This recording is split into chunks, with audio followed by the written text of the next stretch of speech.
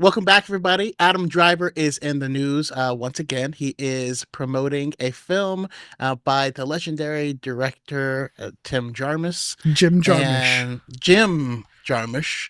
Um, Whatever. That's not why we're here, but we're here to talk about. He had some Star Wars nuggets to drop on people, and some people taking it in odd directions. But yeah, what's going on? So, yeah, as he was promoting his film Father, Mother, Sister, Brother, he was asked about Star Wars. And he says, quote, I always was interested in doing another Star Wars. I had been talking about doing another one since 2021. Kathleen had reached out. I always said, with a great director and a great story, I'd be there in a second. I loved that character and loved playing him. We go on to find out that a script was outlined by Soderbergh and Rebecca Blunt, and that it was pitched to Kathleen Kennedy, Carrie Beck, and Dave Filoni.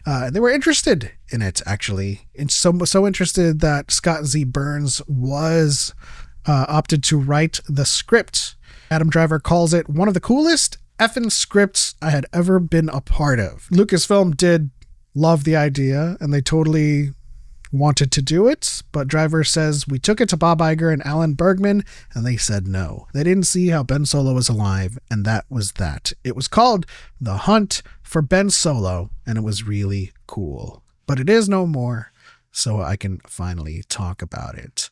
Now, when I read the headline for this article, a couple of ideas floated around my head as to how we can do another Ben Solo story. I hadn't really explored one after the Rise of Skywalker. That's what this script was. The Hunt for Ben Solo. What do you think? It's an interesting idea. I don't know how they would have pulled off. My knee jerk reaction is sort of in the Bob Iger camp, but at the same time, like that's what storytelling is for. Yeah. That's how we expand the lore. That's what Star Wars is about. You know what I mean? Like you watch Return of the Jedi for the first time, people be like, "Well, how was Anakin standing over there?" And Yeah. this is something new.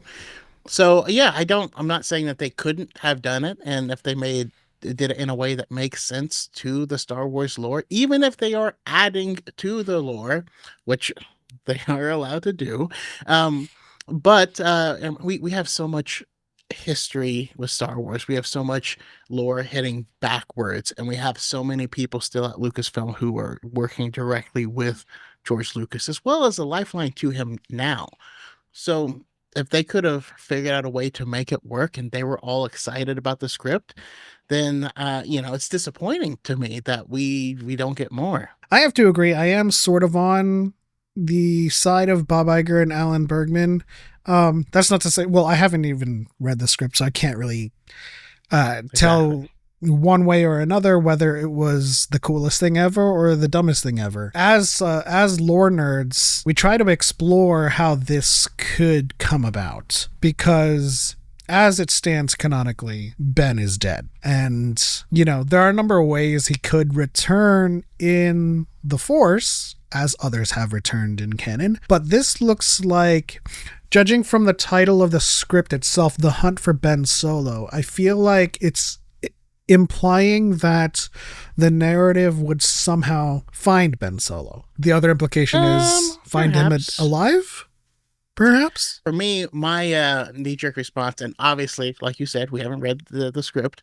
By the way, even if someone leaked the script online, which it doesn't exist, even if you like it, it doesn't mean it's the best thing ever. And even if you don't like it, it doesn't make it the worst thing ever. It's all in the execution. My mind says these are artsy people, art directors that are just full. I'm into leaning into the weird, which I love. What if we got a story that was exploring the inside of the Force?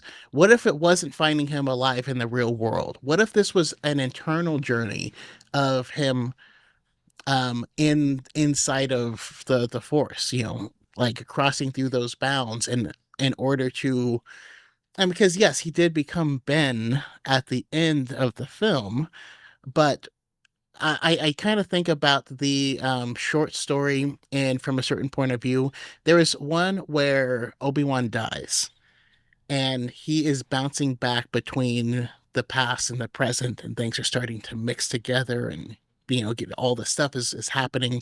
Right, that's the one that canonized a Yark or a Plug Eye. Um, I mean, we could get something just weird and artsy like that about him discovering his redemption, of seeing where he made the wrong turns and why he did and you could have him reflect on his life, and we could see the other side of his story and end with him being a Force ghost. And then we can take that and extrapolate and say, this is how Anakin did it at the end of Return of the Jedi, and have a whole film on that. I feel like there's a number of different ways that you could go through with this. After hearing you explain that, I think it would be actually really cool. Just like there are a number of people in this community and our followers that have asked, how did Anakin learn how to do it? No one's there to actively teach him while he's alive. And of course it's answered in reference books, that, he was taught by Yoda and Obi-Wan how to retain his identity.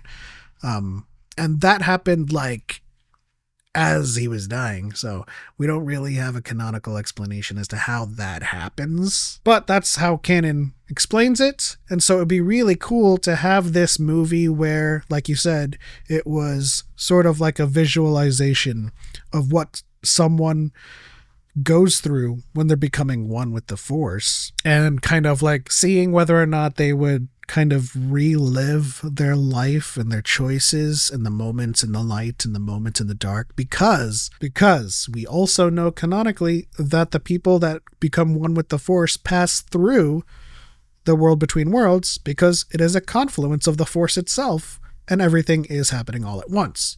And you hear different things echoing throughout time because it's all fluid in that moment, in that place.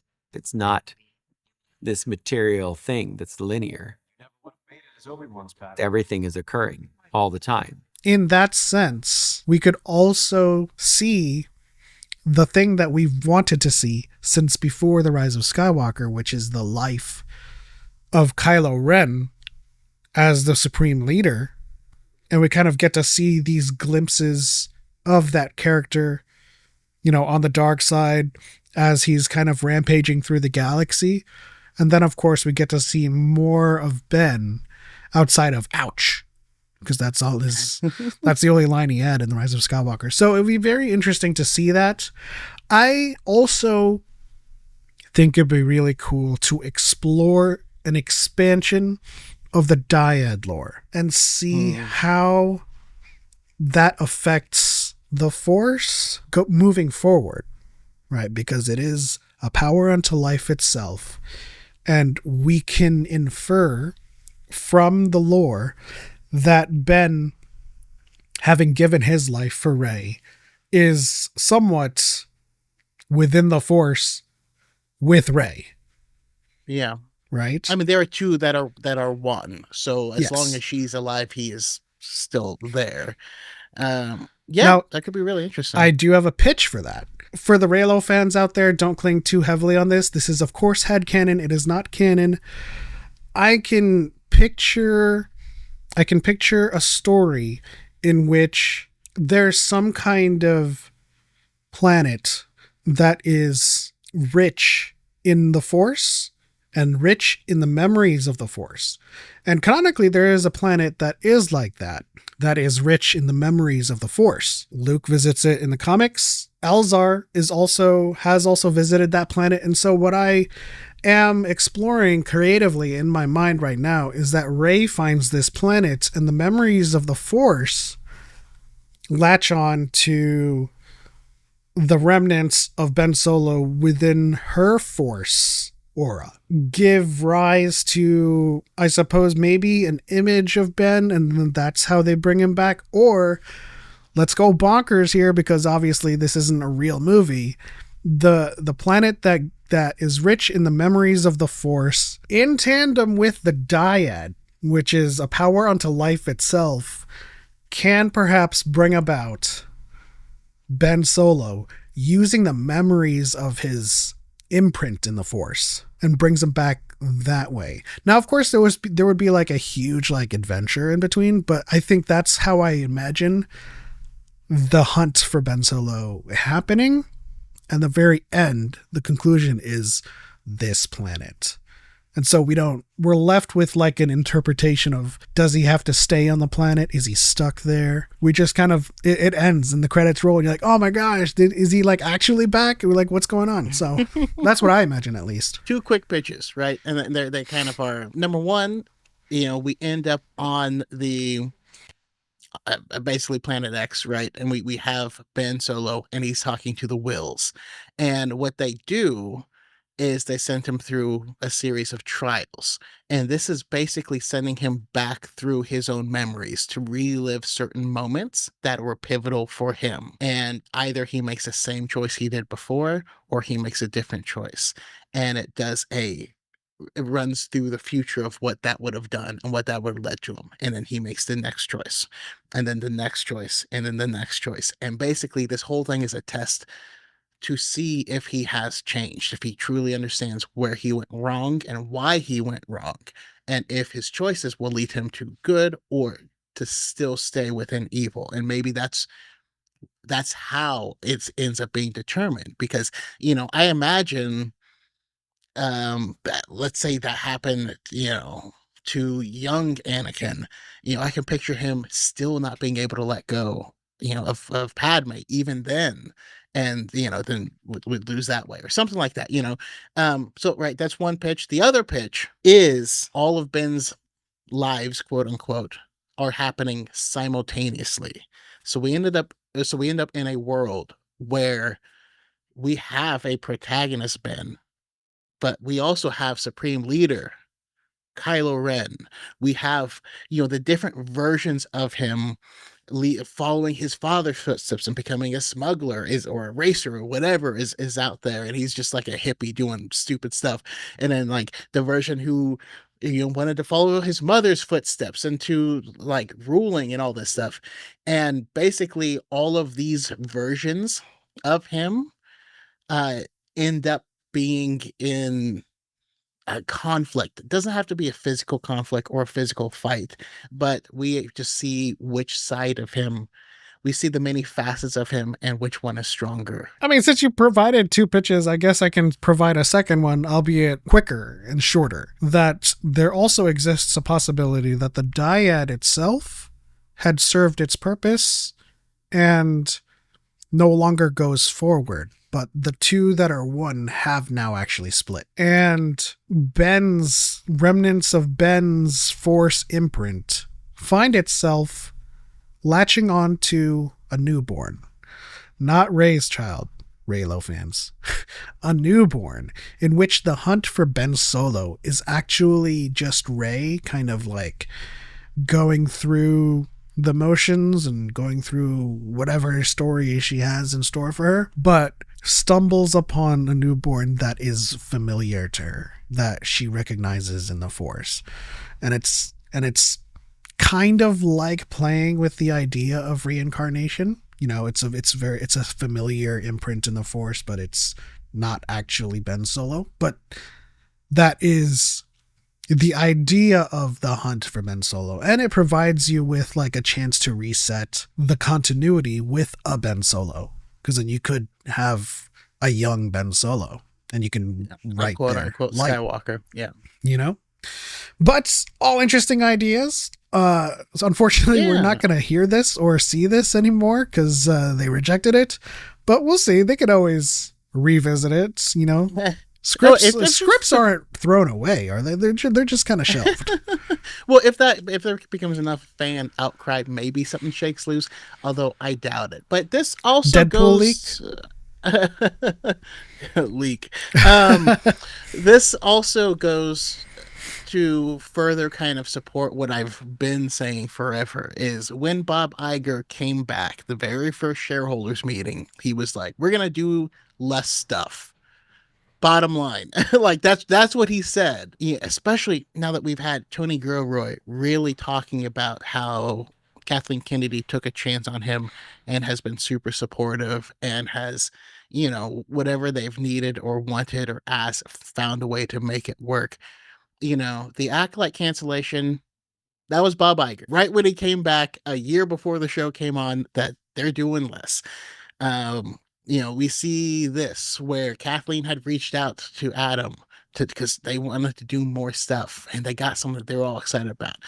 Bob Iger said no. They're not doing more stuff.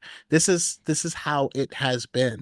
And so I don't know, maybe some people will kind of learn what Kathleen Kennedy does and the way she supports her artists. Like I don't know. Maybe. I doubt it, but I also want to she is still a woman, so I also want to add, it's not how it's been, but that's always how film has worked. Like, people work on scripts and they get people to write scripts all the time, and not everything gets made. So a fraction of a fraction. Even if it gets greenlit, there's no guarantee that it actually gets released or anything. Yeah. I mean, granted that the return of Bob Iger did change their direction, as a company, this is still how it probably would play out for the most part. They probably had like over 100 scripts working as soon as they bought Lucasfilm, but only a few made it through. But let us know what you guys think in the comment section below. If you can think of a lore accurate, this is our challenge to you guys. If you can think of a canonically lore accurate way, or else for Ben Solo to return, or for this title, The Hunt for Ben Solo, to make sense, let us know in the comment section below. But otherwise, that'll do it for this video. Don't forget to like, subscribe, and hit the bell icon to turn on notifications. Choco, what did we learn today? What if it was the hunt for Red October, but it was just Ben instead of a submarine? Then I would say what Ben said. Ow. May the Force be with you.